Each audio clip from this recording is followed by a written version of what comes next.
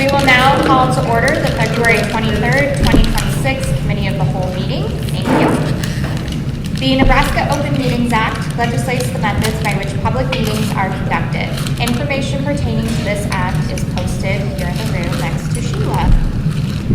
All right, Sheila, can we please get roll call again? Joanne Lynn Green. Present. Mitch Wagner. Present. Emily Garrick. Present. Cindy O'Connor. Present. Skip Altig. Present. All right, we'll start again with our mission statement. North Platte Public Schools is a destination school district and community that embraces innovative opportunities and distinguished programs to create highly competitive advantages for all students, instilling the canteen spirit in an evolving world. The canteen spirit embodies generosity, selflessness, and unwavering support through service, pride, collaboration, and grit. At this time, I would entertain a motion to approve the publication of Emily, the February 23rd. we need to excuse Angela. This is a different meeting. Yep, okay. You are correct. Thank you, Skip. Technically, we don't have to, but we should to be consistent with what we've done. So I would entertain a motion to excuse Angela Blasey from this meeting as well. I second. Need a motion? Oh, I motion to excuse. You motion. Look, did I miss the Thank you. first one? Okay. Second. All right, Sheila. Mitch Wagner. Aye. Emily Garrick. Aye. Cindy O'Connor. Aye. Skip Altig. Aye. Joanne Lynn Green. Okay, motion passes. Thank you, Skip. All right, now I would entertain a motion to approve the publication of the February 23rd Committee of the Whole meeting of the Board of Education. I make a motion to approve the publication of the February 23rd, 2026 Committee of the Whole. Second. Sheila, roll call, please. Emily Garrick. Aye. Cindy O'Connor. Aye. Skip Altig. Aye. Joanne Lynn Green. Aye. Mitch Wagner. Aye. All right, and now I would entertain a motion to approve the agenda of the February 23rd Committee of the Whole meeting. I move to approve the agenda of the February 23rd, 2026 agenda of the Committee of the Whole. Second. Sheila, roll call, please. Emily Garrick. Aye. Cindy O'Connor. Aye. Skip Altig. Aye. Joanne Lynn Green. Aye. Mitch Wagner. Okay, thank you. Motion passes. And at this time, if you would please rise and join us for the Pledge of Allegiance.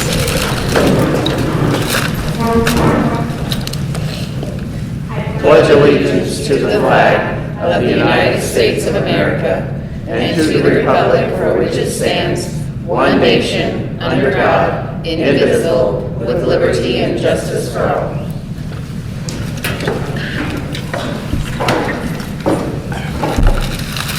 Okay, we will start off tonight with board engagement. Anybody want to go first in sharing what they've been up to the last month? On Tuesday, February 10th, I attended the choir concert at the high school.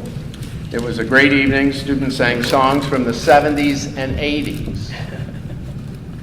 Guess what? I knew all of them. And they even dressed up through those decades. The best part, however, was during the song Ghostbusters, where Mr. Spatansky played one of the Ghostbusters chasing around two ghosts on stage, which was really very entertaining and very good. It really added to the whole evening, and it was an enjoyable evening all about. On Wednesday, February 11th, I visited Adams Middle School. It was a great visit. I went into one of the 8th grade consumer science classes, and students from FCCLA were there, basically recruiting 8th graders for next year. And they did a nice, 3 ladies did a wonderful presentation that lasted maybe 5 minutes. And then they questioned the students about what they had talked about. And then they gave them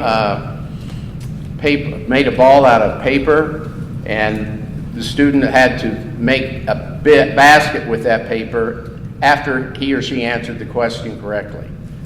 So they had to do 2 parts to get a piece of candy. I thought answering the question was probably pretty good, but they had to do that part. They really were involved with that. Saw a lot of really good artwork on the walls that start in the office, and they are done by the students, and I found out they frame them, and then when the students graduate, they can come back and get that piece of art. And they're really, really neat. Saw a lot of good things going on in all the classrooms. Also, congratulations to Mrs. McDaniel at the high school.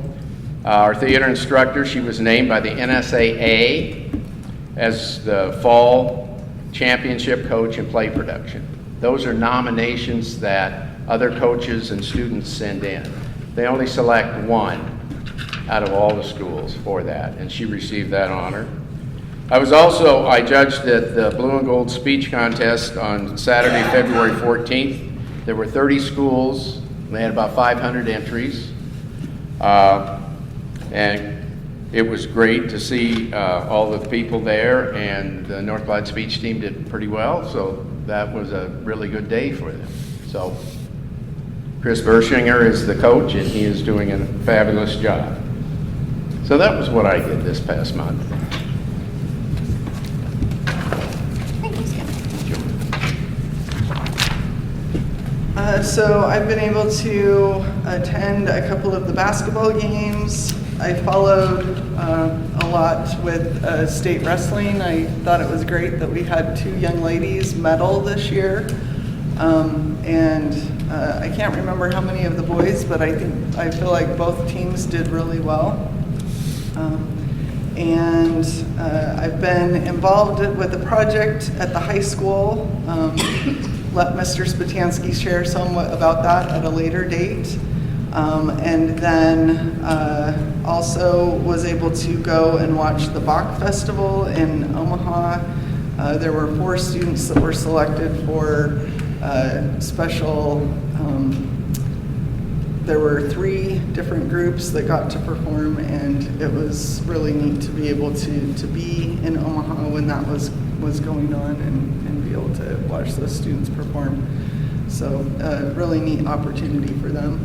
One of the things too that I just wanted to mention, there's been some instances in the last month where I've really seen the care and concern that our staff have for our students, and it's just really neat to see that in action. Some of that is with my own student even, as we've been filling out applications, and she's asked for letters of recommendation, and interestingly, some of them she asked from people that she wasn't sure what the response was, and was really pleased with the result.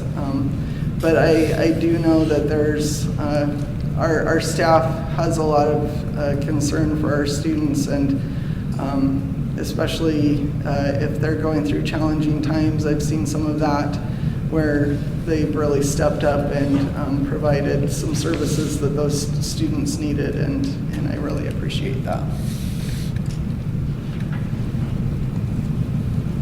Thank you, Joy. Mitch, I know you went on visits. Do you have anything that you want to share? Yeah, I think I went to McDonald and Adams and high school, and I guess I was really impressed with how well McDonald and the high school operated. I'd subbed some years ago, and high school kind of felt like a wholly different place. So I think things are in the right direction. And Mr. Spatansky, I think, knew just about every student we passed, if not every student, and fist bumped them. And I don't know, it was just really cool to see the facilities and all the different things that are going on. And I was impressed with the operations. So. Thank you. Okay. I have a handful of things to share. So I was able to go, I visited Lake just since we didn't have the opportunity after our committee of the whole meeting to visit. That meeting was a little bit long, and so I went back and visited Lake. And it's always a great school to visit. I think they've got just a great culture there in that building, and it's always great to see that. They had recently rearranged the front office for a better flow there, so it was good to see that in action, and important to recognize that even the most simple decisions like that, sometimes there's a better way to do things, and so that was great to see that working a little bit better for them there. Kindergarten was very engaged. They were learning about weather, and they were getting ready to do some STEM activities with creating weather in their own small little way. So that was pretty cool to see. Got to see some great learning on metaphors and similes, which was honestly a great review for me, because I feel like that was something that never really stuck with me as a child. So I was learning with them too. One thing that I really always like when I visit that building is, like, I think that the hallways feel so clear and safe and a great spot to display student work because it's not where all the backpacks and coats are at. And it's like very starkly different than our buildings where all of that stuff is in the hallway. And so it's just always interesting to see how little things like that really change the flow and the feel of a building. We did have some conversations. I asked her, you know, how things like drop off and pickup go there in the building. I've had some constituent questions just about the location of Lake and the layout of the parking lot and things. And she was like, we have a system. So I told her I'm going to come back sometime because I would just love to see how all of that works. Like she was like, they're in and out. It's pretty impressive. Then I got to go to Eisenhower and went on a tour with Mrs. Sauer, her building. When I arrived, I got to witness Mrs. Sauer handling a pretty difficult conversation with a child. So I sat outside and waited a little bit, but I was just impressed with how calm and cool and collected she was when she walked out. She was still happy and cheerful and raring to go after what I knew had probably been a stressful time for her. And we had some conversations there just about class sizes and, you know, anticipated growth potentially in that area of town and the classrooms that are currently not in use there, how that would potentially look. So overall, just a really great visit. And then on February 16th, I was able to attend the NASB President's Retreat in Kearney, which was actually really, really helpful. I got to sit with some pretty great individuals from the Norris Board and administrative team, as well as Ralston, all with varying levels of experience, having been there for 20, 30 years probably, and those that had been there for just a few years. A lot of the conversations that day really focused around just like the function of meetings and how we conduct ourselves as a board, how we can work with superintendents, how we can set up agendas to be more efficient, transparent with the public. There were some presentations there that day. One of them, and I sent this resource to our teaching and learning crew as well. There was a resource called Imagine Ed, where they really focused on math proficiency especially, but really acknowledging like those of us in our generations and older learn math a very different way. And so the shift that we've seen in math curriculum is not only difficult sometimes to learn the curriculum, but it's difficult because proficiency is just scored differently. So that was a really interesting and engaging presentation, just to kind of change the way that we view those things. And I did send that information on, but I was assured that they've got that handled. So afternoon included a lot of Q&A time. And again, most of that conversation was really a lot about, what we do with our meetings time. One thing that I found really interesting that might be something we want to keep in mind as we're discussing the flow of our meetings and how we use our agendas in an efficient way.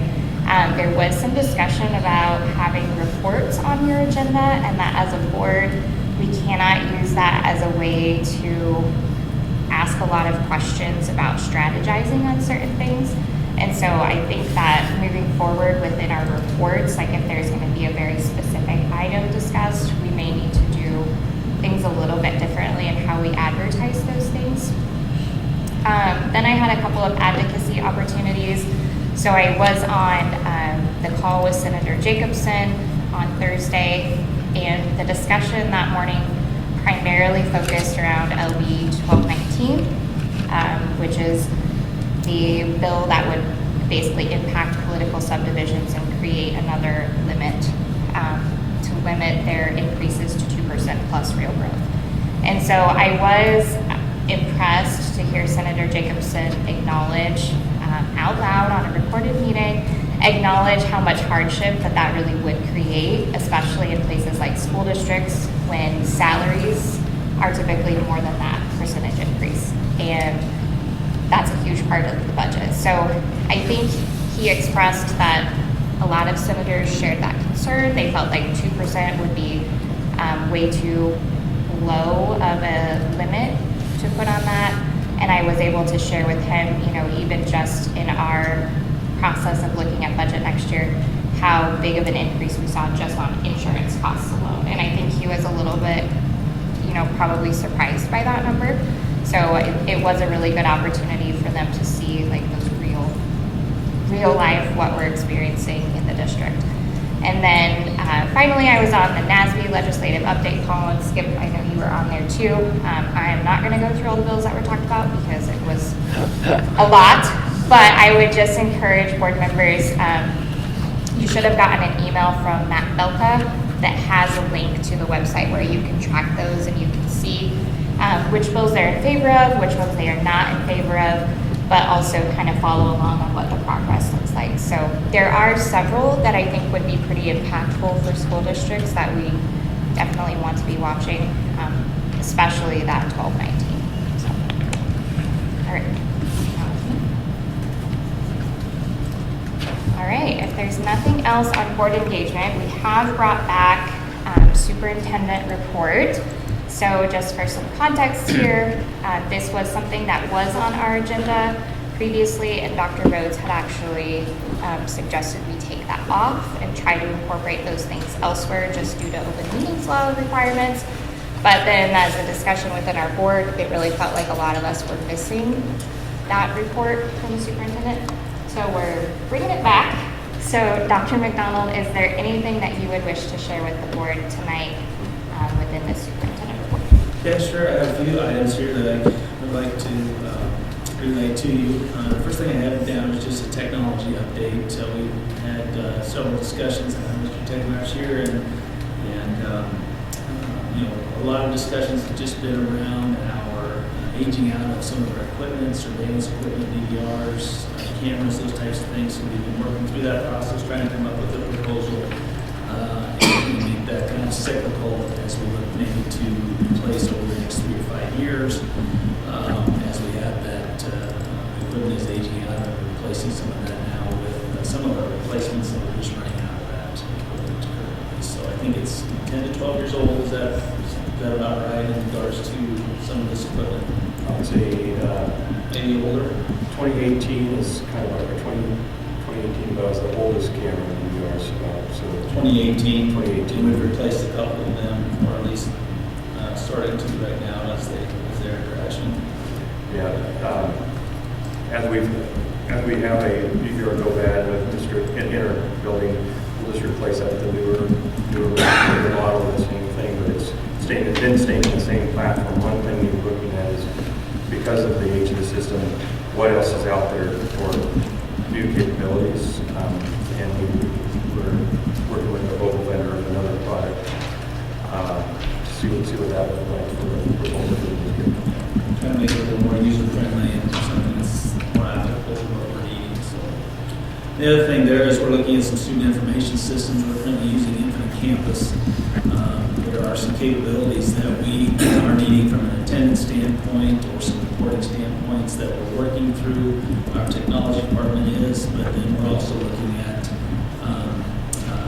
another platform that may be a little more user-friendly. And so we're just kind of taking a look at that to see what is going to be beneficial down the road. If we're going to need to stick with what we currently have because we're pretty invested in that, or if something else would be more conducive for the district to utilize. So facility update, Mr. Ayers, I've asked him to, I know we're getting some proposals from the buildings currently.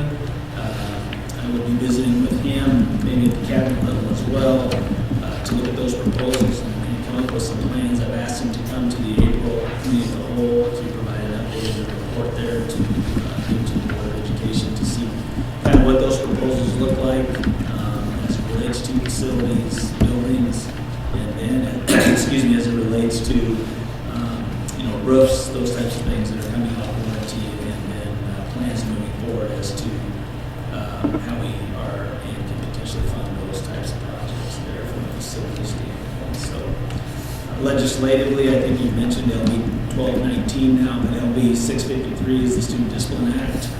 regards to the suspension, short-term, long-term suspension for K through 12 that I believe that is advanced. It has gone through committee and also floor debate. And so I think that something is going to come forward with LB 653. There's also some option enrollment components to that that would indicate if you have a sibling currently attending the school district that you need to accept the application of that sibling. Excuse me, if you have a student already enrolled, you would need to accept that application of their sibling as well. So there's some language in that as well. And then the other one that they mentioned was LB 1050, and there's an amendment to 2198 is the amendment, and this is the retention for third grade reading. And some of the things, I don't know if it's what kind of traction it's getting right now, but they do have some language in there within the amendment that says that if you attended a summer program and you tested out that summer program, if you did test out at the end of the school year, you took a summer program and that student then tested out, then they would be able to go on to fourth grade according to that language. And then there was some other language in there in regards to dyslexia and some screening processes with if you had dyslexia in regards to that disability, I guess if you can call it a disability as far as dyslexia. So not sure what kind of tractions that's actually getting at this particular point in time. I don't know if you've heard of anything within your... It's kind of up in the air right now, whether they're going to get traction with that or not. But a lot of senators have been pretty quiet about it, which means you don't know which direction he or she's going to go. We'll have to wait till it really comes to... They'll be going full debate, I believe, at the end of this week. They're done with committee meetings, I think, tomorrow. And then, so they'll be going to full debates morning, afternoons, and then sometimes they'll be even going into the evening. Because they all have 49 priority bills, 25 priority bills from the speaker, plus 2 committee members each. Committees can prioritize 2 bills. There's no way they're going to get through all those. So it all depends on how the speaker arranges what will go to the floor or not. So we'll know a lot. And then day 40 is when the budget has to be presented. And I think, today's day 31? Or, no, today is, yes, Monday, day 31 today. Yeah. I keep thinking it's Thursday. We're here. But yeah, day 31. The other thing I had on here was just a budget workshop. It was maybe mentioned that we wanted to start looking at some preliminary numbers in March. And I didn't know if that was something that the board wanted to have a discussion and or set a date in March. I don't know which the March committee would hold, which is the 26th. That's a time that you'd like to begin to look at some of those preliminary numbers. I know that there's some preliminary state aid numbers that have come out, and so there's going to need to be some discussion centered around that and how that may look moving forward. So I don't know, maybe there's another date in mind that you have, but anyway, just maybe something to think about if that's something that you want to set tonight or by March 9th or whatever it might be. So do you have any preference there? Do you anticipate the agenda being, do you have a lot of things that you anticipate us needing to bring to that March committee of the whole agenda that are not budget related, or could we basically make the focus of that? We can certainly make it that. Because I know a couple of the things that we had talked about would kind of align with. Yeah, I would say if we're going to do that, it should be the main emphasis of what we talk about. Give me a little time then to get a few more things. I've sorted a list, but yeah. Okay. Okay. 2 more things here. The activity conference alignment. I've been visiting with Mr. McCoy, Mr. Spatansky, in regards to potentially looking at joining a conference. North Platte Public Schools has not been in an activities conference. And there's a couple conferences out there that we're just inquiring about to see how aligned we would be. Southwest Conference is one and the Central Conference is another, in regards to the opportunities that they would be able to provide for our students in all activities, and provide maybe a little bit more efficiency and as far as scheduling those types of things with activities. And so that's kind of where we're at. That's something we may bring to the board. We're just going to have a meeting to discuss that, maybe provide a couple of letters to each of those conferences, and just to engage some interest there. So I just wanted to give you an update there in regards to that. And the last thing that I had is we finally had a little bit of inclement weather. Fortunately, we were still able to have school.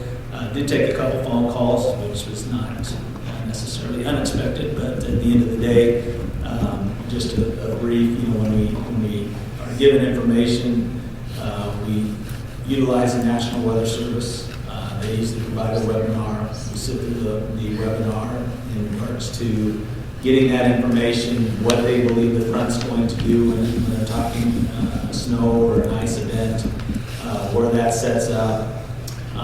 Fortunately, the day of the event, we were able to get everybody in the building. It was tracking further north at 3:30 a.m. and then all of a sudden it tracked a little further south, and we were already in the building. Of course, we had kids in the building, and then it was supposed to dissipate by 2:30, 3 o'clock, and so that's kind of the decision that was made to keep kids in the building and not be out in the middle of what was taking place at that time. So just wanted to reassure you that we are getting reports, we are sitting in webinars, we are listening to all those things.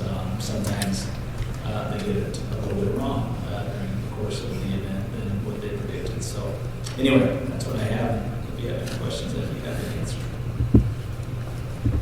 Or find the information. Can I just add that I appreciate having to make the tough decisions on the weather. I shared a video with Mr. Peterson from the superintendent in Ogallala. If you haven't had a chance to see it yet, maybe he can share it with you. It's pretty comical. He's taking about 10 or 15 phone calls and then makes the decision to call school. But, and it's all in good fun. But I know that there's a lot of people that have opinions about school and the weather, and it's really a catch-22. So appreciate you being able to navigate those changes for us. Yes, thank you. We don't envy that part of your job at all. We appreciate it. Okay. If you don't have anything else, Dr. McDonald, we'll move on to our public comment. Public questions and comments may take place at this time in the agenda. Individuals who want to address the board must complete a guidelines for public comments form with the date, topic addressing, name, address, and the name of any organization you represent, and give it to the board clerk prior to the meeting. I have none. Okay. All right, we will move into the bulk of our agenda here then. Our first item on our agenda is our Buffalo Early Childhood Center report. So we will welcome. We have a team of people here tonight. All right, excellent.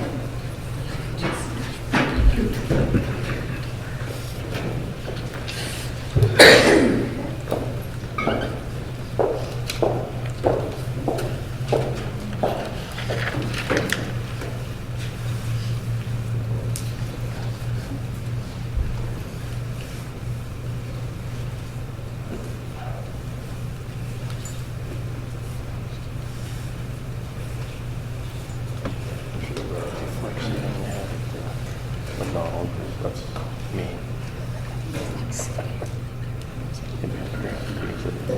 There we go.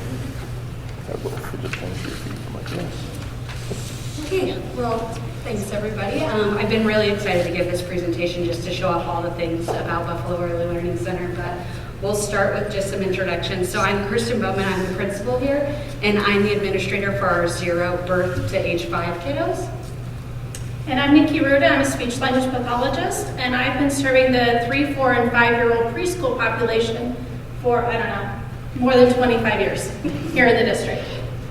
I'm Cherish Letterman. I'm an EDN service coordinator with the Early Development Network, serving those 0 to 3 families. I'm Marsha Henline. I'm one of the full-day preschool teachers. We also have a half-day program here, and then some full-day. Okay, so just before we kind of get started, so when I think of Buffalo, I think of lots of different branching off things that just really all come together to make Buffalo really special to me. So when we look at the makeup of our building, we do have 6 preschool teachers this year with 7 classes, so 5 full-day classes and a half-day, AM and PM. We have 18 paraprofessionals here, a music teacher. We have 2 early childhood special education teachers, 2 occupational therapists, an occupational therapy assistant, physical therapy assistant, 3.5 speech language pathologists, 2.5 service coordinators, 1 school secretary, 1 lunch staff, and then 2 six-beds parent educators. And I just really appreciate this visual because all of those people do such big different things to really come together to support our youngest learners for our birth to 5 kiddos. Yeah, so early intervention services, we provide those in the family's natural environment. So that natural environment can mean a lot of different things, most often the home, but it could also mean child care centers. It could mean we're going to meet the family at the library or the park or the children's museum, somewhere that the child would naturally be during those early years. And then each family is given a service coordinator like myself. And we are the central point of contact for those families. We do a lot of things for those families, providing resources, making sure those families have their basic needs met, their medical needs met, and just making sure that everything is happening for that family to thrive. As service coordinators, we also help families learn how to advocate for themselves. A lot of families are going through lots of things, and their voice is important, and so we try to help empower them to use their voice and advocate. And then one of our other big pieces is just being a part of the community and collaborating with different resources in the community so that we know what is available to our families and how we can get them connected. One of our big community organizations is our planning region team. We meet here at Buffalo 5 times a year. There's about 30 of us. A lot of it is us providers through the building, but also a lot of community members that come. And we're working on those gaps and barriers in early childhood and how we can best support our community and how we can address those. And then the family also has a primary provider. It could be the early childhood special education teacher, it could be the speech language pathologist, the occupational therapist, or the physical therapist. We use a coaching model, and so the family sets some goals on their IFSP plan, and then our provider is helping coach the parent because they're with that child, the majority of the time. And so the teacher is coaching the parent so that then they can implement those things even when we're not there. And so that's kind of a little bit about our program in a nutshell. Okay, so I'm going to talk a little bit about our preschool special education services. And the services that we provide are also in the child's natural learning environment whenever this is possible. They receive support in their current preschool settings as well as in some child care settings. The State Department, Nebraska Department of Education, requires that we use an inclusive model as much as possible. So currently right here at Buffalo, we provide inclusive practices, meaning that we go into the child's classroom and meet them where they are and provide them with the supports that they need. We work very, very closely with our regular education teachers as well as our paraprofessionals, as well as our administrator, our secretary, our custodian, and even our lunch staff. We all work as a cohesive team, which really meets the needs of those individual students. So the services that we can provide include, like myself, a speech language pathologist, our occupational therapist, our physical therapist. We have a special education teacher. We call her our ECSE teacher. And then any behavioral supports that children might need. And so we all work together based upon the child's IEP, their individual education plan, to meet their individual and unique needs. It might be that a child has an articulation or a speech delay, and so that's my responsibility working with the team. And they may have more advanced or more complicated needs, as well as varying disabilities. So we come together as a team to address those as best we can through a team approach in an inclusive setting. We go to not only here at Buffalo, but we serve our community preschools as well. So I apologize, I will probably miss somebody, but we go to Beautiful Savior, Our Redeemer Lutheran, Little Leprechaun. We serve our Head Starts here in our building as well. We go to Old McDonald, Kids First. Did I say Beautiful Savior, Our Redeemer? So there's a lot of private-based preschools that we also work collaboratively with those teams and provide inclusive services to meet the child's needs. And then also currently, I think I'm going into 3 child care settings in the community as well. So oftentimes those are our younger children. Our 3-year-olds are served oftentimes in child care settings who aren't yet age eligible to go to preschool. They have to be 4 by July 31st in most locations to attend preschool. So, thank you. Yeah, and then we just did some data here for you. So for our birth to 3, that's the blue, and this is our numbers of how many kids were verified over the last 5 years. So it kind of is just right between that 60 and 70 the last 5 years. And then our 3 to 5, that's the red. It is, you know, from 108 down to like 93, so right in that range across all 5 years. Currently in our birth to 3, we have 63 verified and we have 12 in process that we're working on. So it kind of stays just right about that same spot. This is just the last few years of Buffalo preschool enrollment. So this is only talking about Buffalo Early Learning Center, which previous years we did have locations at Washington Elementary and Jefferson Elementary, but there was a little dip last year, but looks like we're on the way up, and so I hope that keeps growing in that upward trend there. So Buffalo's site plan, thinking about all of the different pieces that we have, really trying to think about how we can all come together was a big priority for myself. But then I also felt like that need within our building. So one of our goals was to strengthen relationships and collaborative teaming among the staff, families, and community partners to support the development of our kids birth to age 5. Our second goal is to improve our kids' ability to independently manage classroom rules, routines, and transitions with occasional reminders. So for our specific preschool, our goal is by the end of the year, which we'll get into how we measure that, is to have 93% or greater of our students being able to meet those goals within the typically developing range of where we would like kids to be at. And then our last one, this kind of piggybacks with this. We want to implement our pyramid model practices building-wide to promote positive social emotional development, prevent challenging behavior, and create nurturing, responsive environments for all children. We're pretty passionate about social emotional learning because we feel like if kids have great social emotional skills and they can attend to things, that they are setting themselves up for success to learn all of the other things that we ask of them throughout the day. So to meet some of those goals, we have our PLC teams, which really aligns with our district strategic plan in really fostering professional learning communities. We have a variety of professional learning communities. One of my personal favorites is our All ACP, because that's when all of our brains from our birth to 5 teams get to come together and really think about how we can help promote what's best for kids. So. Okay.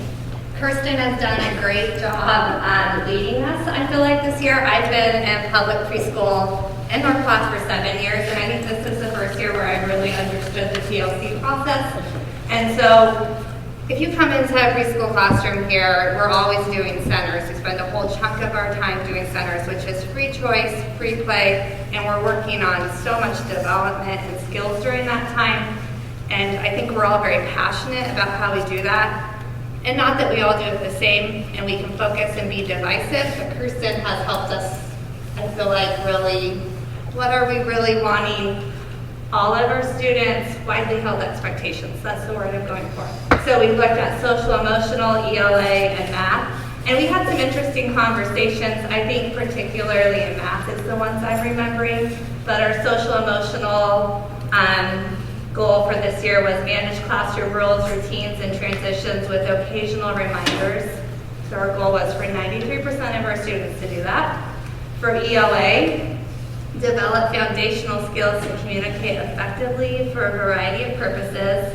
The goal is 90% of students. Math, objective 20, AC, goal 85% of students. And then it's rote count to 20, understands one-to-one correspondence, verbally counts more than 10, and one-to-one higher than 5, and then begins to recognize numerals. I should explain that we use teaching strategy goal to track development, and so that's where we pulled those from and how we track them.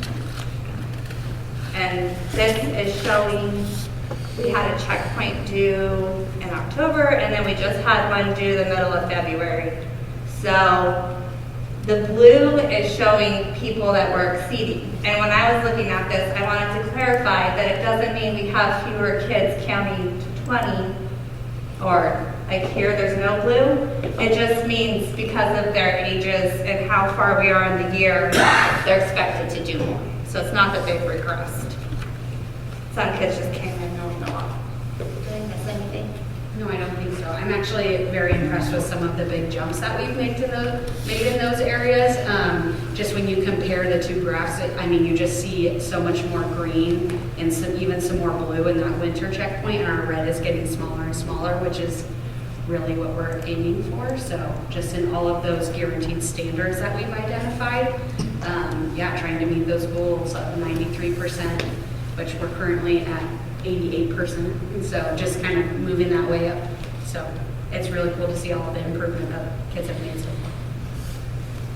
far. Okay, we'll go into some engagement. So we have a variety of engagement. We had a family engagement night planned for February 19th. I thought we were going to get lucky with the 56-degree weather in February, but then it decided to snow. So we postponed that, and we're thinking about combining April 16th. PRT does a picnic every year. We thought that might be a good opportunity to put all together in one, and so we still get to have that fun night planned. We also have a variety of community partnerships, and they all kind of look a little bit different depending on whether it's with preschool or birth to 3 kiddos, but it's really cool to see the community come together and people to come volunteer and help teach our preschoolers about all of the different things, and even us as adults, what's out there for within the community to be able to see how we can support families and children. So.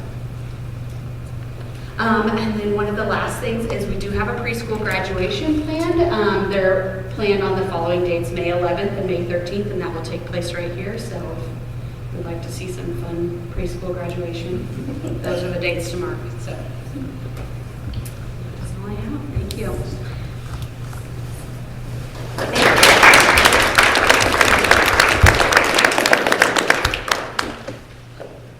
Board, are there any questions? Well, That was very thorough. Yeah, very good, very, very good. Yeah, thank you very much for sharing with us. We really appreciate it. And for letting us take over your gym for the evening. Yes, absolutely. Okay. Mr. Mills, we are on to our staffing update for the evening. Thank you. Good evening, everyone. We've been really busy recruiting, setting up interviews, and hiring. And I just learned when I was out right before the meeting, when I talk about everybody's recruiting, Ms. Brock was one of those that recruited a elementary teacher that we did hire. So thank you, Ms. Brock. So that's a part of North Platte Public School District right there, that we have everybody involved in that. So let me get my notes so I don't miss anything. All right, so you're going to see upcoming on the board meeting, we've been able to fill 7 positions. We've hired 7, and we have 5 more interviews slated this week. 2 of those positions, you might remember, is where we had those singletons and those kids are moving through, so we had to add those teachers where they were one track before. And then we were also able to hire some in-person staff and the ability to remove a couple of virtual staff. So if you remember back where we couldn't hire people, we've had to go virtual, so we're getting back to where we want to be, but we're not there. We're not there yet. So we're interviewing, we're going to start to interview some of our paras, not the paras in the Para to Teach program, that's separate, but we have about 125 paras. So we have paras that are working on their own bachelor's degree, which we can then hire and give them an alternative. So what does that mean? It means elementary applications are still way low. And if you'll remember, I talked about from the state vacancy report, number one is special education, which we've been rocking special education with the school psych, SLP, resource, unheard of. And then number two is elementary is the highest need across the whole state, and we're surely seeing that as well. This Wednesday, I'll continue with career fairs. Brandon and I will go to UNL to recruit there, hopefully gain some more elementary applications. And then we have a couple other recruiting trips left for the rest of this year. And let's see, what else? And then contracts will go out in about 3 weeks. It's coming up pretty quickly. And the reason I say that, I went back and looked at last year where we had hired 31. Right now, between our retirements and resignations, we're only at 20. Knock on wood. We still have time. It's not over. So that's kind of a recap of what we've been up to. We're still, obviously, we got 5 elementary positions that we still really want to fill. And we have an orchestra position at Madison and Adams that we have a couple interviews this week for, which again is unheard of, to have 3 orchestra applications. So those specialties are kind of coming through, but we're still looking at elementary. Question? Now just keep up the great work. We'll do it. Thank you for the update.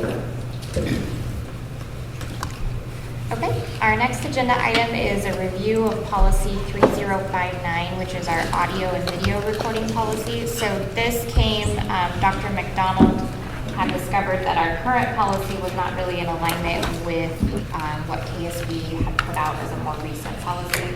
So Dr. McDonald, would you like to share a little bit more about that with the board?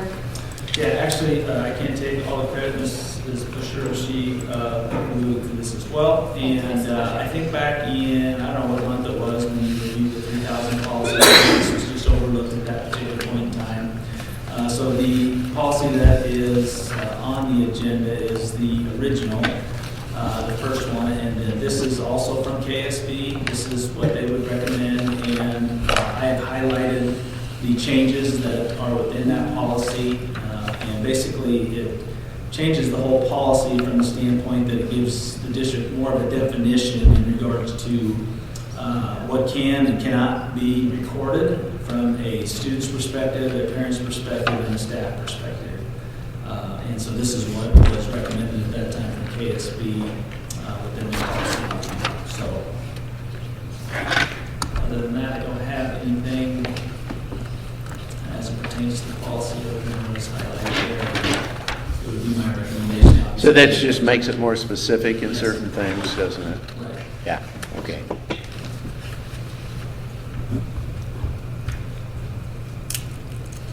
Any questions or comments from the board on that? I just had one question. In the new policy, it makes mention of student use of assistive technology that has capacity to record and or transmit recordings, and gives the example of Angel Sense. Do we have many students that are using those types of things in our district?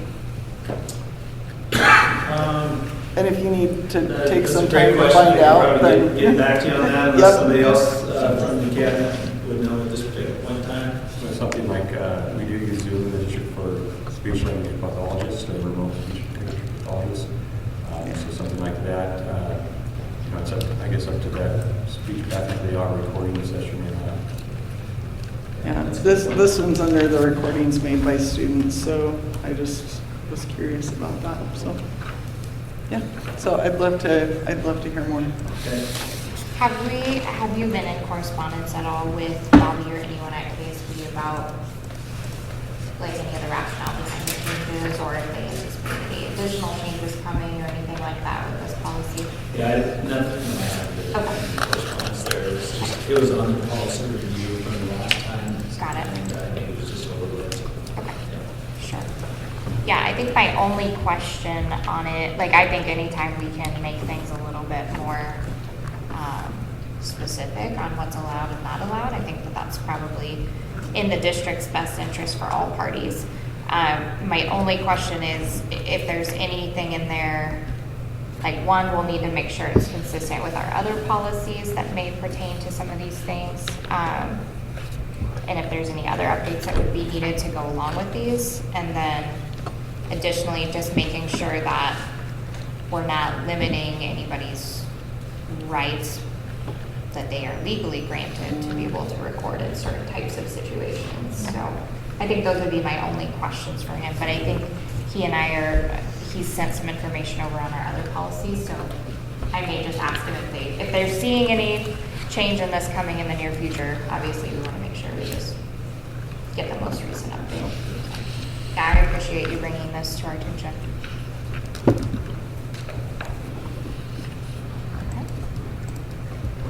Anything else from the board on that? All right, excellent. I'm bringing up electronic records access. So I was hopeful that I would have a draft of a policy, some policy revisions, and then a draft of the new policy to bring to the board at this meeting for review. Unfortunately, our attorney was very ill last week, so he apologizes profusely, but he got those documents to me yesterday, and just given really when we're doing new policies like that, wanting that to be able to be in front of the public, not just in front of the board with plenty of time before our meeting, I felt that it was best to not bring that to this meeting, but to bring it to our next meeting. So Okay. the item is still here on the agenda. If there is any discussion or questions around that, you're certainly welcome to share those. Otherwise, my recommendation would be that we review the policy draft. I'll be very interested to see how it's worded. Okay. Yeah. Yep. That's Excellent. because when I looked at this, I thought there might be one, and then it Yeah. was just the same policy. Yeah. Okay. Yes. Yeah, it'll be, so to this policy, there's two places that there's pretty minor changes, just adding like a clarifying sentence is kind of the idea.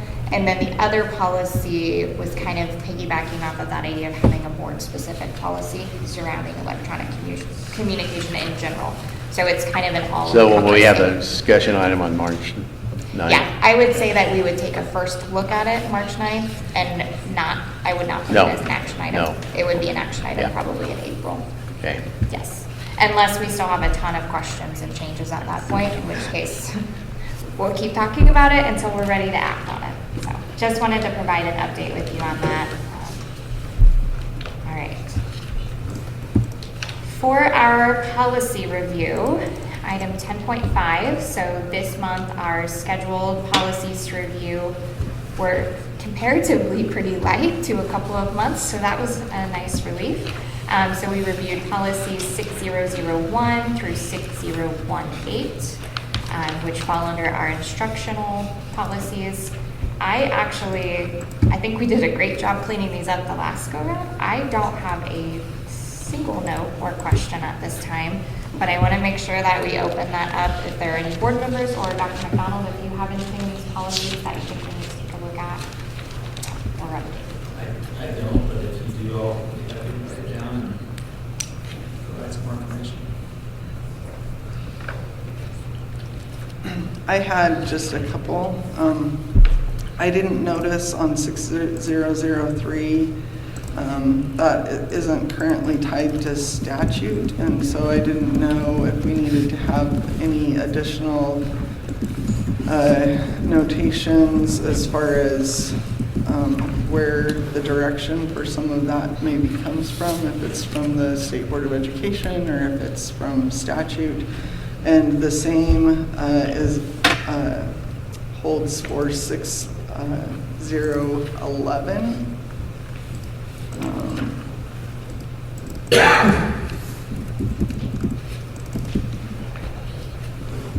And just because I know, like You just want to know where that came from. Yeah, well, and with fire drills and things, there's certain things that I think just the direction. And then I've had a conversation with Mr. Spatansky in the past, and I had a conversation with Dr. McDonald, just with 6007. and the way that we're recognizing graduates for distinction and highest distinction.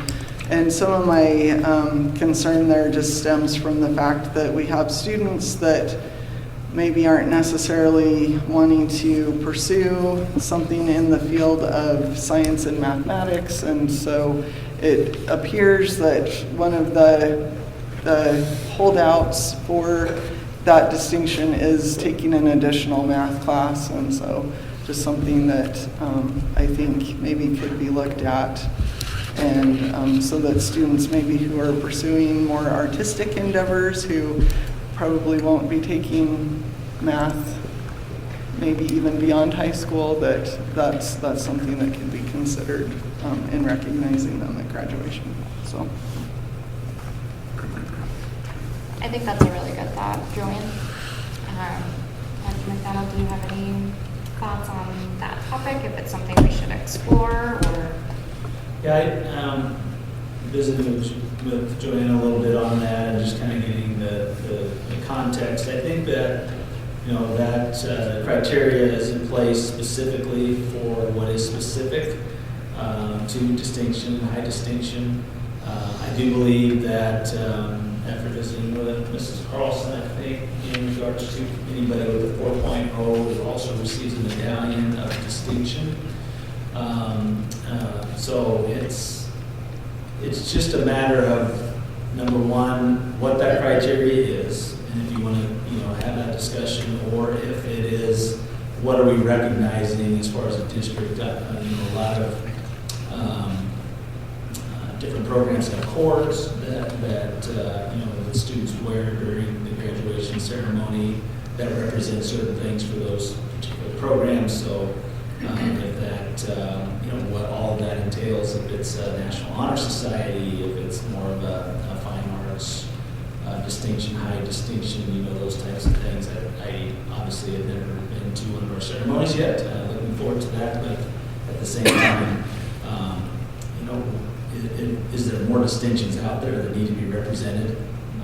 Maybe that's a worthy conversation. So specifically for this, there is a criteria in place.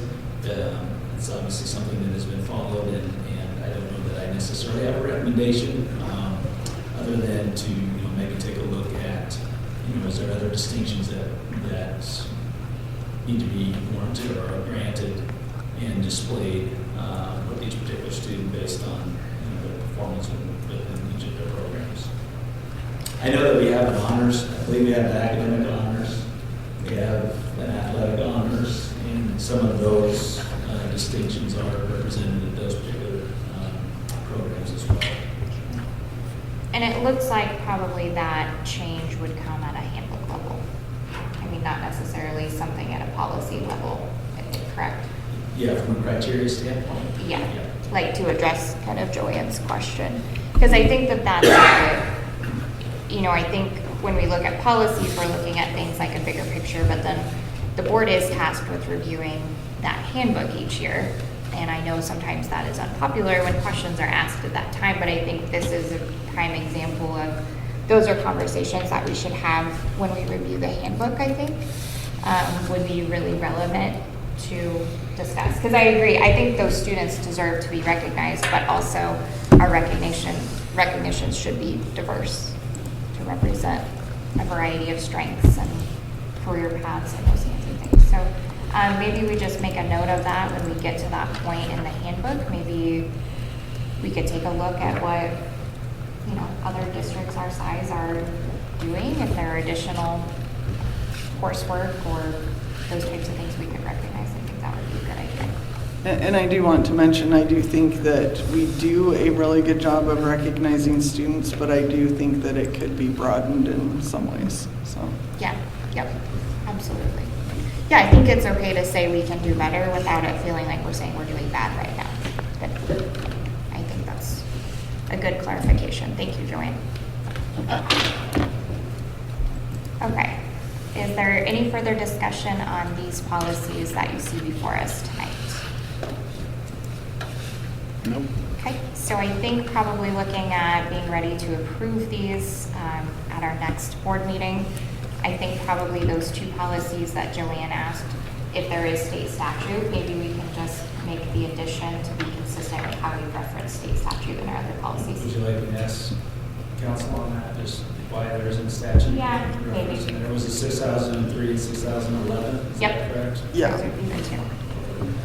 Yeah, I think we've had to make that update to some of our Yeah, policies we have. in past series as well.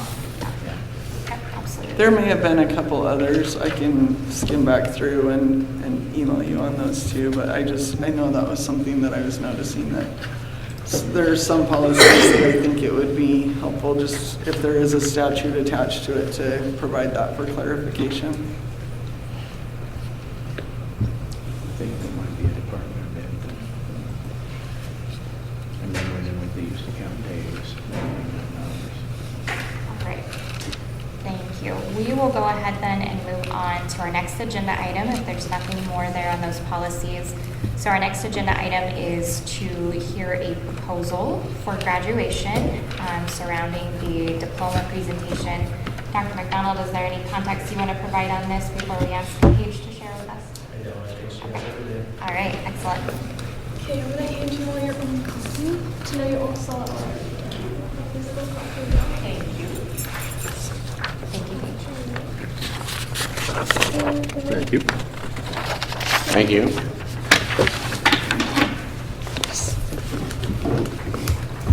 Okay, I'm going to read off my notes so I don't get too far off track. My name is Paige Siri. I'm a current senior at North Platte. I am presenting a change to the graduation ceremony with the proposal you received. This is important because every day I walk into NPHS, and for the last 4 years, I've been consistently greeted with a smile and a good morning, sometimes even nucks from Mr. Spatansky, Mr. Byrne, or our administrators, who are genuinely glad to see us when we walk in the building.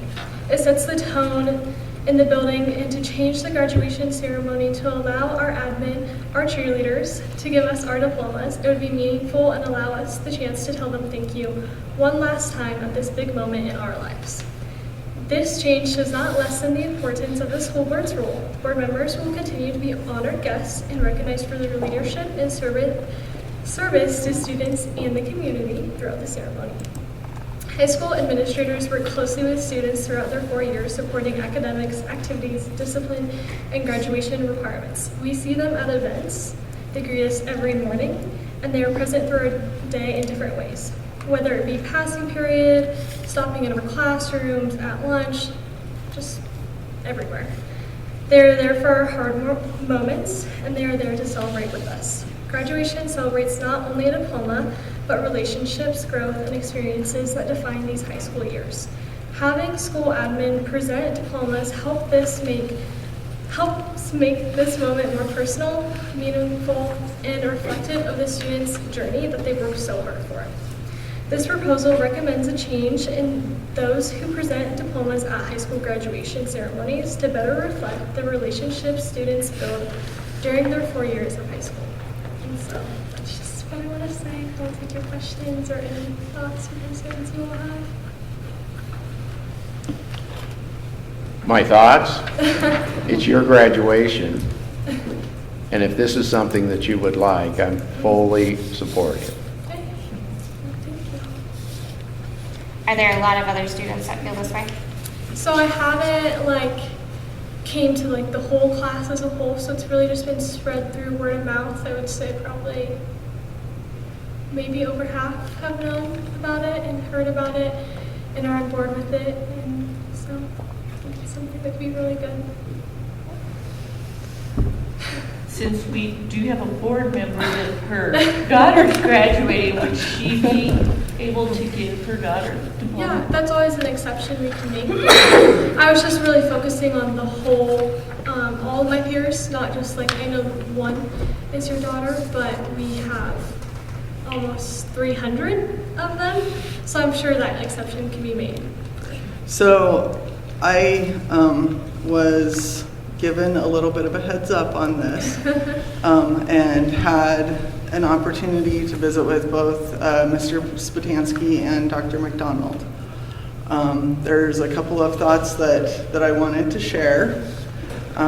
One thought being that, just to share some history with you, When I first came on the board, we had an interim superintendent at the time, and the only board member who participated in graduation at that time was the board chair.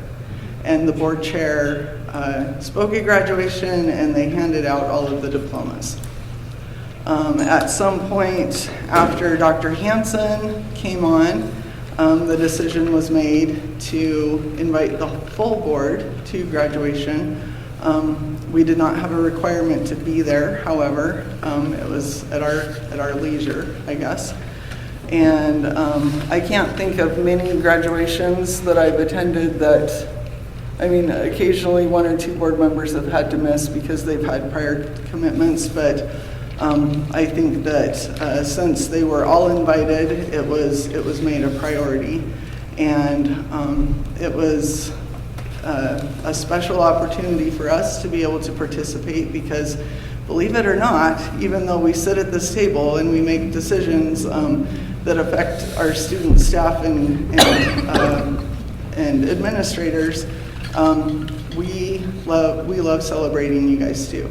And I understand that you don't have the connection with us that you probably do with your principal. But one of the things that I fear is if we don't have the board involved in a way other than you get to sit on the stage and we get to recognize you for sitting on the stage, especially where our graduations are typically on Mother's Day, the board may find more and more excuses to participate in activities other than graduation. Not that they will, but that's something that could happen. And also, there are several of us, I do feel I have a special exception this year just because I have a child that's graduating, but there are several of us that are involved in mentoring activities and those kinds of things that we have maybe a special relationship with a student outside of what happens at the high school that we might want to participate in handing them their diploma. So kind of in line with all of that,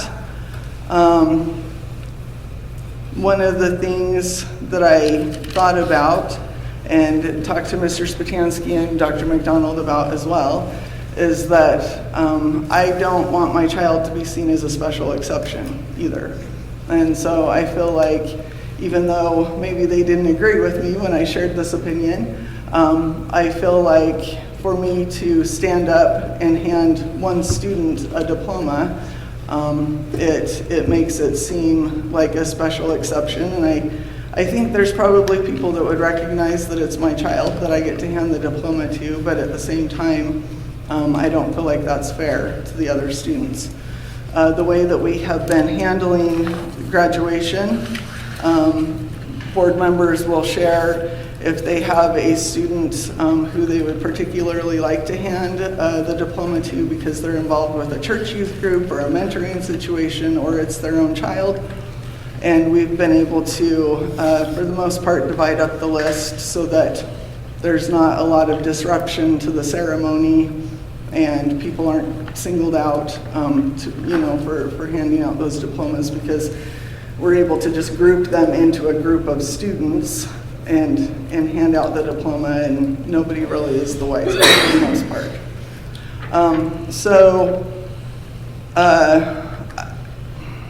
And another thought that I've had too is just that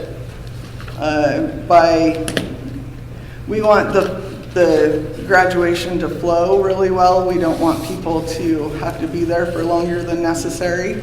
I've been to a graduation where it was freezing and we were in coats and we had blankets and it was terrible. And then I've been to graduation where it's just searing hot, and we have fielded complaints from people who are concerned about their elderly parents, for example, who might get heat exhaustion or deal with some of those things too. So I realize your plan, by having Mr. Spatansky hand out the diplomas, that doesn't disrupt the flow of the graduation, but I feel like being able to provide special exceptions for people to cut in, could. So one proposal that I had is that would still allow the board to participate in the graduation I know in the past that we've handed out the diplomas and then you've had well, Mr. Spatansky, you've pretty much always read the diplomas, right? Read the names of the diplomas? Yes, I read. Okay. And then they So- stop and shake your hand and drop a bouncy ball in your travel Sometimes can. they don't stop. I'm like, yeah, let's see a bounce ball or something like a handful of a goldfish cracker. And so we have had times where the principal is not the one who's reading the names for the diplomas, and then the students still get to shake hands. I don't know at what point they decided it was okay to start having pictures with the board members and the diplomas. I'd really prefer that wasn't a thing.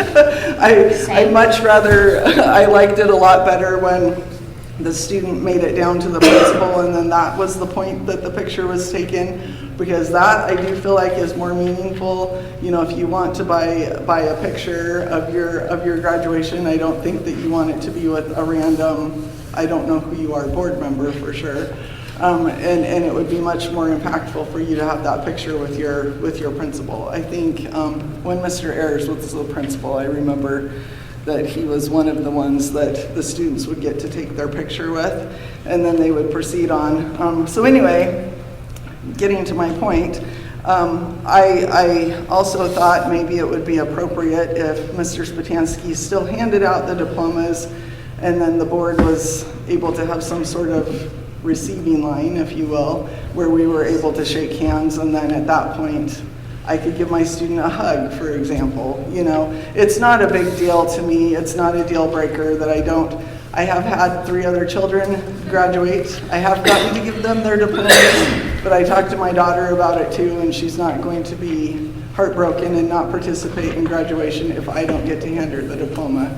Kind of in the grand scheme of things, to me, it's a very minuscule thing. But yeah, so if there is some way, and I even talked to Mr. Spatansky, I think it was, or I can't remember which conversation, but there's teachers that we have sitting down on the grass, and I thought maybe they would even like to participate in being able to high five the students or something instead of, you know, sitting off and just cheering from their own little cheering section. So those were some thoughts that I had just kind of as I thought through this process. So those are the things that I'm bringing to you to think about.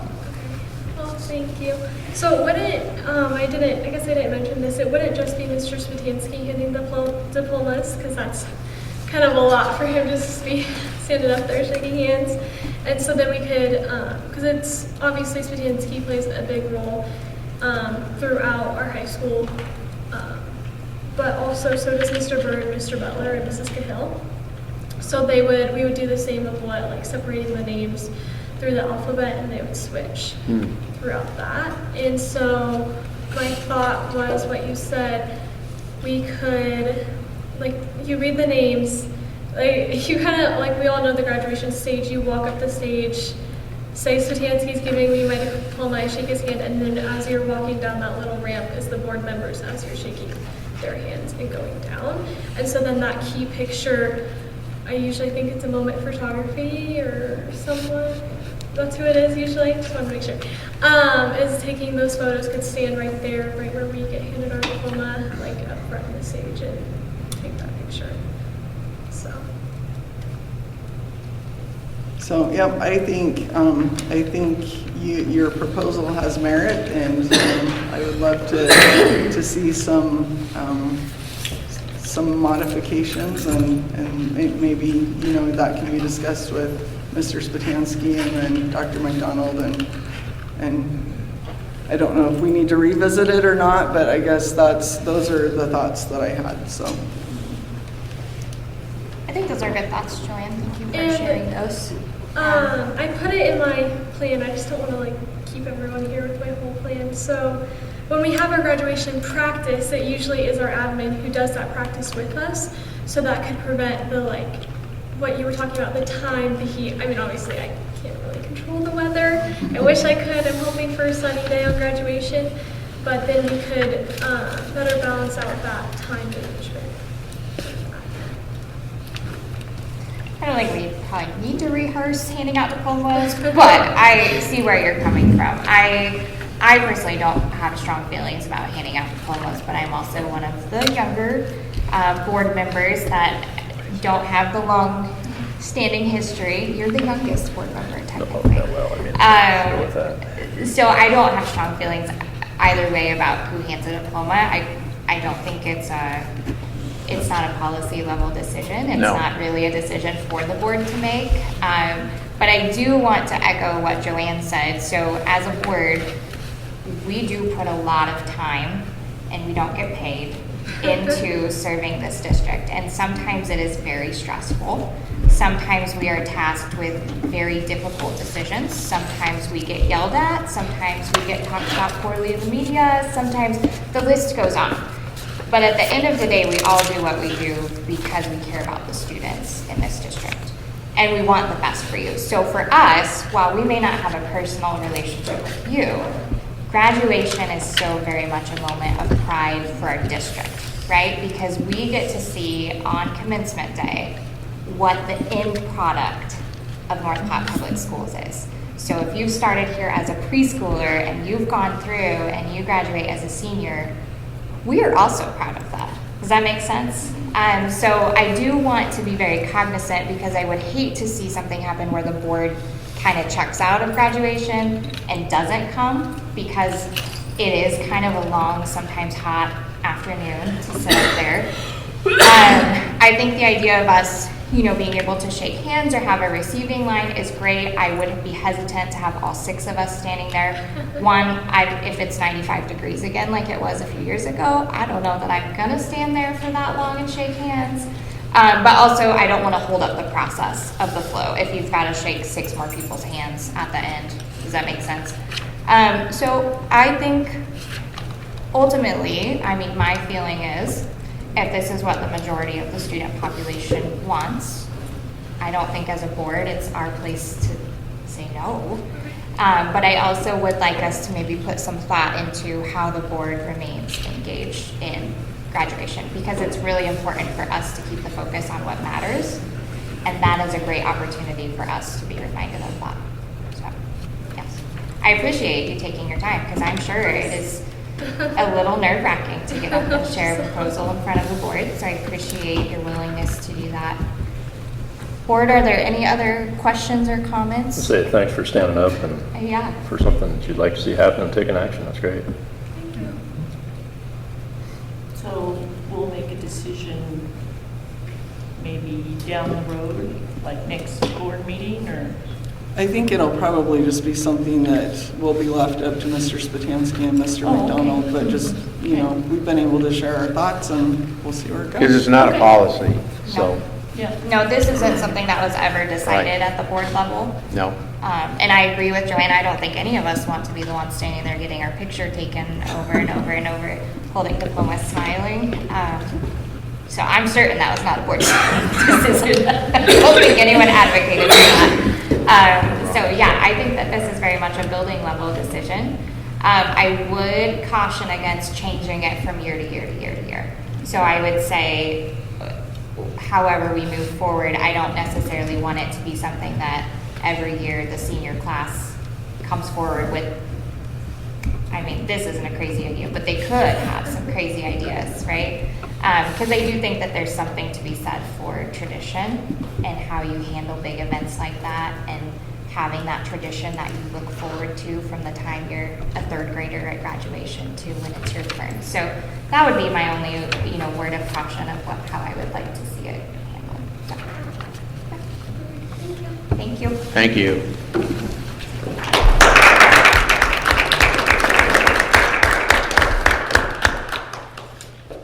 Okay. Our next agenda item was brought forth as a result of our last committee of the whole meeting. So I just wanted to have a little bit of a discussion around the structure and practice, and Dr. McDonald also brought this up, and I think a number of people brought this up. Committee of the whole, Sometimes it works really well, and sometimes it is really, really hard to hear us. So if you were in the lake gym with us last month and thought we were yelling at you, I am sorry, because we were not. It was just very, very hard to hear. So I wanted to bring forth a discussion just to talk about how do we feel like this is going. We've now been through a rotation of every building in the district. Do we want to continue doing that? Do we want to do something different? Is there something that we could do that would improve that process? I just wanted to open that up for a discussion. Well, when I saw this on the agenda, I wondered what it was because there was no attachment to it. I think it was Cindy that originally said a couple of years ago that you like getting out into the buildings, like when we had our separate committees. Yes. And generally the finance committee was the one that went to buildings because we talked about the things that were going to be worked on, and then the next year we go back to see what was completed. I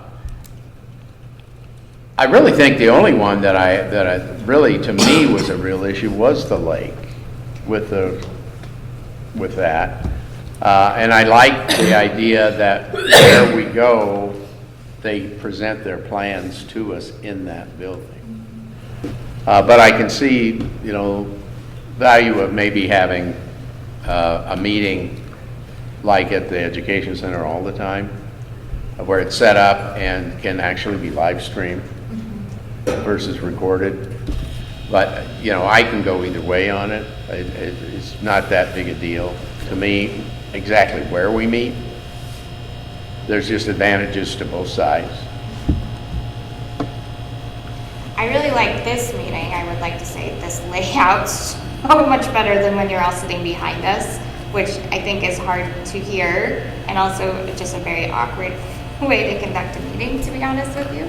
I like to look at the people that are here engaged in the process. So I think that it's more conducive when we're set up in this type of a layout versus how we've been in some of our other buildings. I think there were a couple of other buildings that were difficult to hear, and I only know this because there were a couple of other meetings that I was caught afterwards by our media people that were in attendance asking, what did you talk about on this item, because they couldn't hear anything. And so I just want to make sure, I love getting out into the buildings, and I will say that the building presentations and the building site plans have probably been my favorite part of our meetings that we've had recently. But I also want to be really cognizant of people do deserve to be able to hear us talk.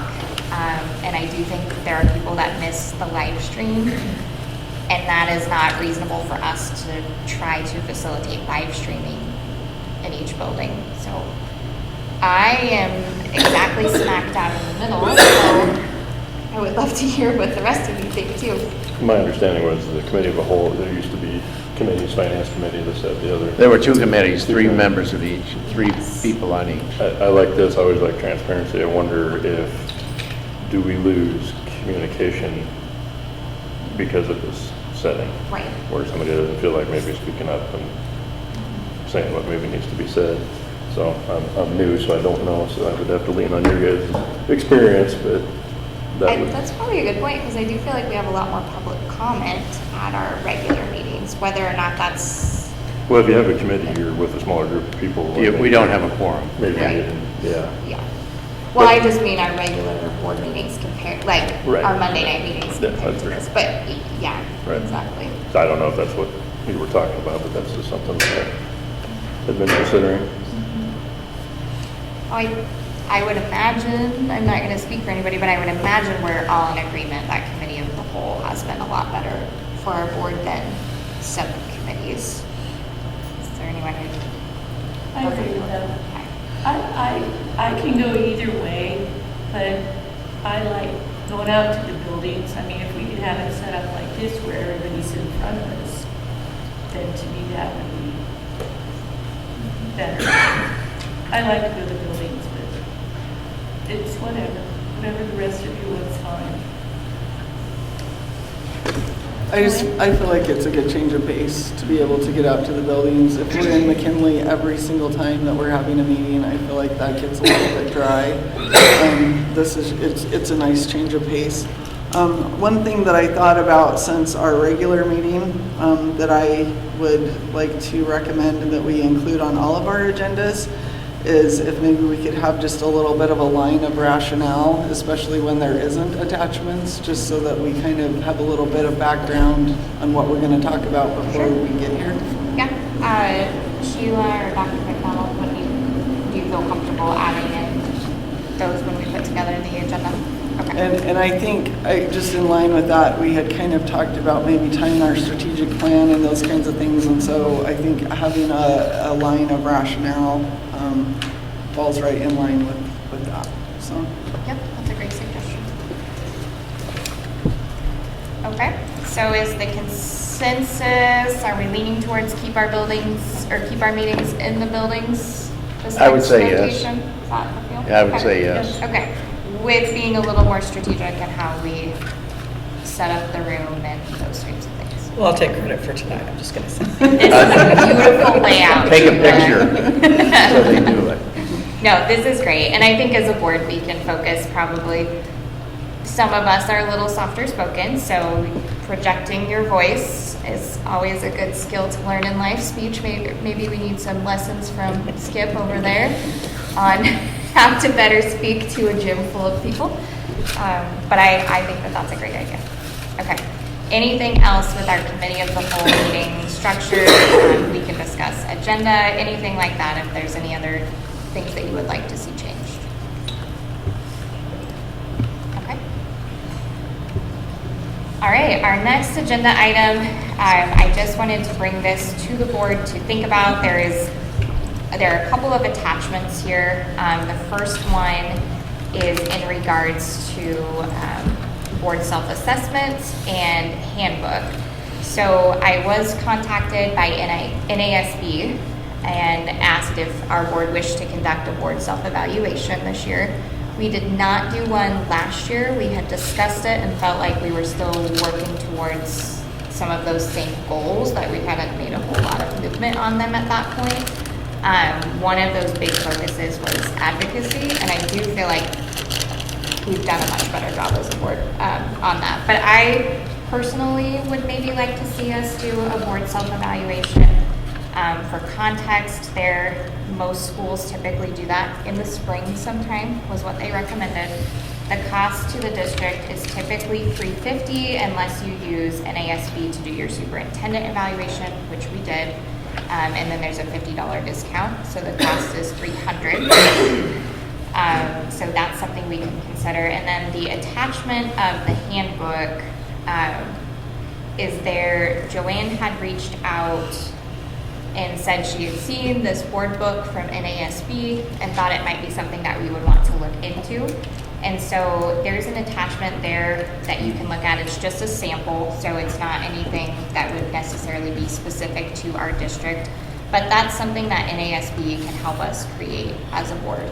And so that does allow us to go through and,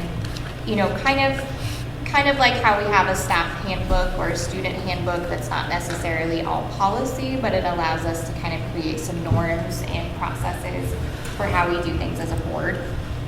I personally think it's a really great idea. I'm glad that you brought it up, Joanne. But I would like to maybe see us do that on the tail end of an evaluation so that when we create that handbook, we've got some data to go off of. So I would like to open this up for discussion and see if you have any questions you'd like me to take back to NASB, what your feel is on doing either of these things. I think it's wonderful to have a board handbook. And I think it'd be wonderful for the new board members that come on. I think the valuation has a lot of merit as well. But I also think a handbook, as long as we take our time in putting it together, would be very valuable to, again, new members. Specifically, we know we're going to have 2 come here in January, so whether we can get it done in that time, I don't know. But I think it's a value of looking into it. Yeah, I question a little bit the board evaluation, just because when we did it before, it was a little bit of a process by the time we did the survey and we got the results back, and then we actually set the goals and everything. There could be completely, I mean, we know at least with Cindy and I, Right. there will be 2 replacements at that point, and so then it's kind of like a whole new process Right. because you have different people that you're working with. So I'm not maybe as excited about spending the money on doing that kind of process where we're in an election year, but I do think there's some things that we could do to put this handbook together. And one of the things that I really was hopeful with the handbook is that it would just provide some consistency for this board and boards going forward, and also we would be able to have all of our policies. There's also a place that I think it would be very appropriate. We had talked about having kind of a chain of command diagram so that board members are familiar with if someone comes to you with this question, who to direct them to.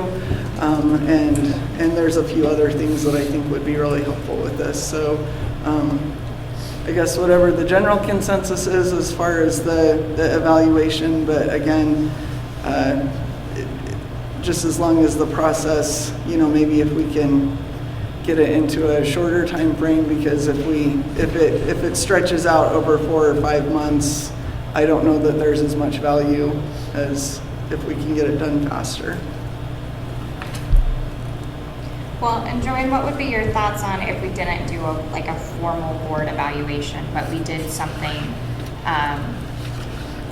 whether it be a workshop or a portion of our committee of the whole prior to developing this handbook, where it's kind of like establishing our board norms and what we see as our strengths, what we see as our weaknesses, and more just have a conversation about that rather than... I think that could be more beneficial. Yeah, I definitely see where you're coming from. And I honestly think just in general, evaluating a board is hard because every 2 years you have potential for 3 of those individuals to not be on the board. So when do you evaluate that it's right? Really valuable? And if there's some value in NASB coming and helping us facilitate that without doing a formal evaluation, then I would be open to that.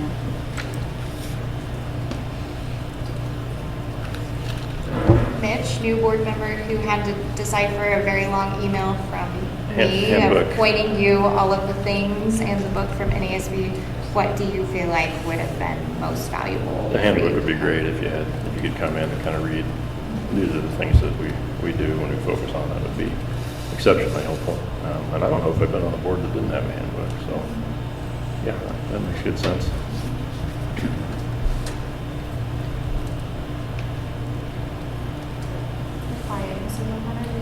I like the board handbook, but I agree with Joanne that, yes.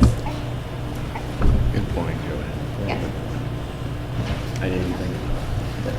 I think that those are great thoughts. So I will probably reach out to get more information from NASB, not on evaluation, but what the handbook process is. I do think that there's typically someone comes out and there's almost kind of like what Sherry did with us today, just a short workshop type process where we work through what the Certain contents areas, would be. yeah. Certain areas. So I think that would facilitate the other things we're talking about as well. So I will reach out and get that information, and if I have an update to the board at our next meeting, I will bring that to us. Okay. Okay. And along similar lines, we had discussed as a board on our next agenda item the importance of potentially aligning our superintendent evaluation with the strategic plan. I think we all felt a little bit of frustration in the last year or so evaluating just because there wasn't that alignment to what our actual goals as a district were. So this is again just a discussion item. Honestly, our hope was to have brought this in January to start discussing it, but with everything else that was going on at the time, it just was not high priority, to be honest with you. So now that I feel like we've kind of gotten through a couple of difficult things that were taking a lot of our time, I would like to bring this back, been part of this information. So what we've been doing is a rubric tool through NASB, which I do like the rubric. I believe the cost for that is currently $500 for the district, and the cost to do a custom tool would be $600 upfront to develop it, and then it would be $500 each year after that to use the service and make minor updates to the tool. And so these are things our evaluation tool does have to be submitted to and approved by the state.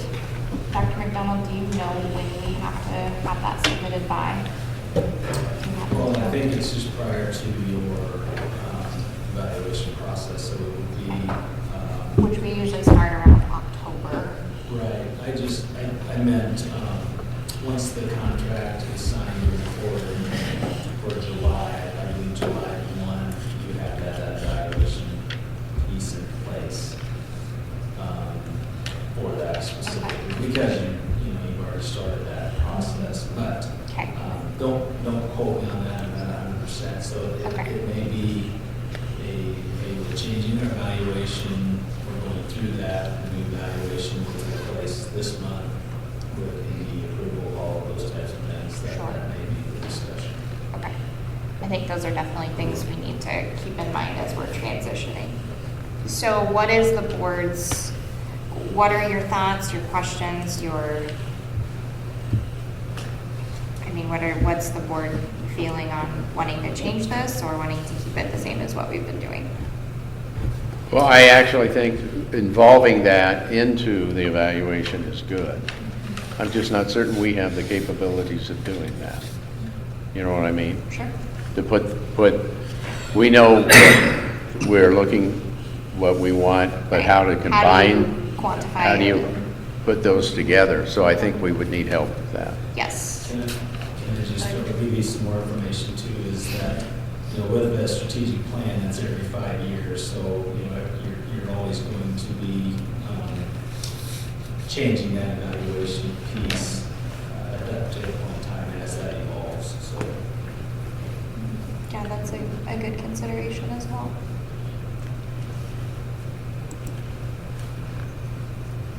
Well, and that might be something that we just, if we do decide to go that direction, that it becomes part of our board handbook so that people know that that's something that when none of us are here anymore, that needs to be done. But I would be interested in more information on the timeline, just to see if it's something that we could make happen. Now that we've shortened it a little bit. We'll be in March before we know it. And so, I just want to make sure that if we were to make a change that we could get it done in the time frame that we would need to. Sure. Well, and maybe something to consider in response to what Dr. McDonald shared, maybe the strategic plan, like maybe you don't have super specific language in your evaluation, but one of your evaluation sections is specifically about the strategic plan. So maybe there's a way that language could still be specific enough to address strategic plan, but not so specific that when you have a new strategic plan, you have to change your entire. Could we get a copy of the NAS, the survey that we've been using so that we can kind of review that again and maybe we could look at what parts of it specifically we like and don't like, and then we could ask them some more questions. Oh, the one we used to evaluate? Yes. Yep. Oh, okay. Yeah, I think it's probably been since when we initially started this discussion back in December that was sent out. So I will make a note to make sure that is sent back out to all board members so that you also have that. Yeah, I was going to say that. So that we can really look at. I do think there's a way. Mitch wouldn't have it. Yeah. No, he would not. I do think there's a way you can take the existing one and just tweak it a little bit too. So if we're like, hey, this is 80% of the way there, but this section is really not working for us, I think that's an option too, to kind of create a hybrid option there. Okay.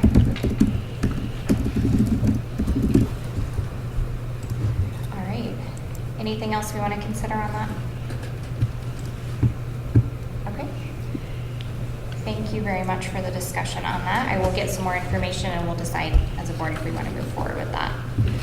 All right, item 10.10, the board is going to have a discussion with Dr. McDonald on collective bargaining for administrator contracts.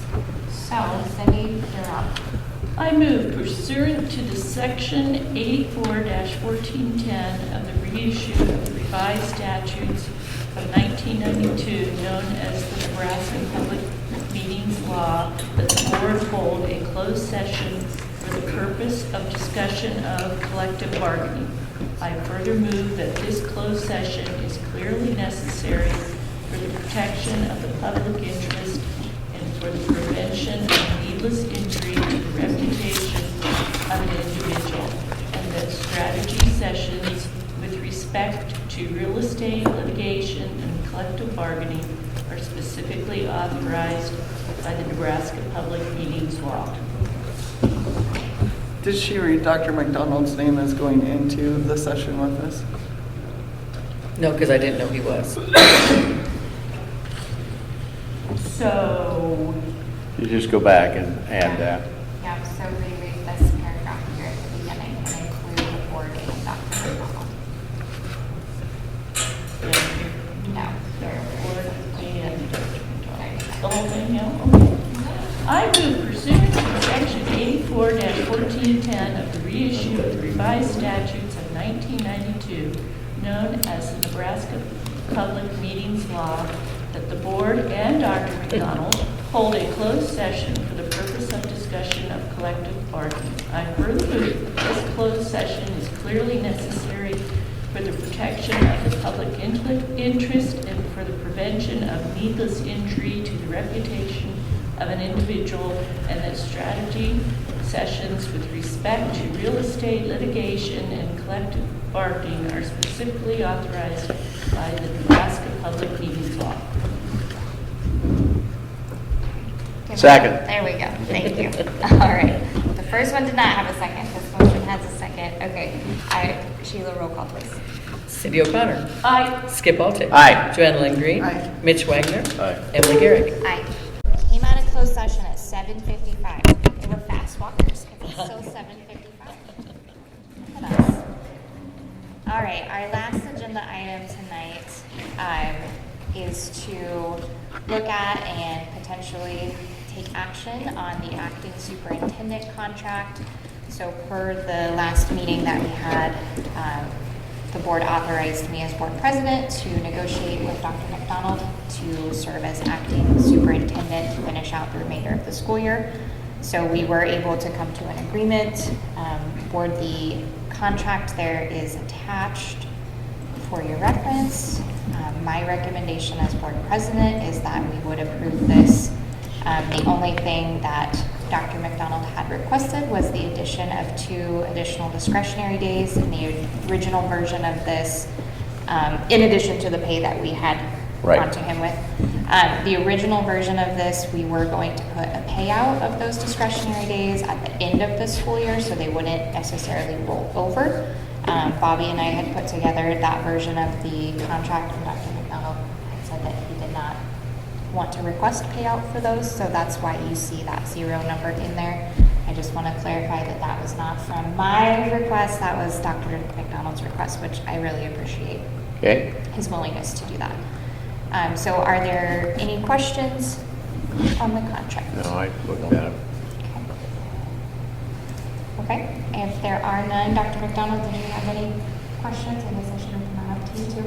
You are the other signing party. So there is a recommended motion there that is attorney approved, just so you know, to make sure that we covered our bases there. So at this time, I would entertain a motion to approve that contract.